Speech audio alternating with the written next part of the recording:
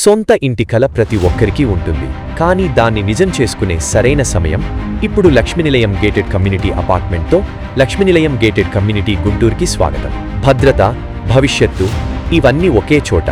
1.6 ఎకరాల విస్తీర్ణంలో నిర్మించబడుతున్న ఈస్ట్ మరియు వెస్ట్ ఫేసింగ్ సువిశాల ఫ్లాట్లు మీకోసం సిద్ధమవుతున్నాయి.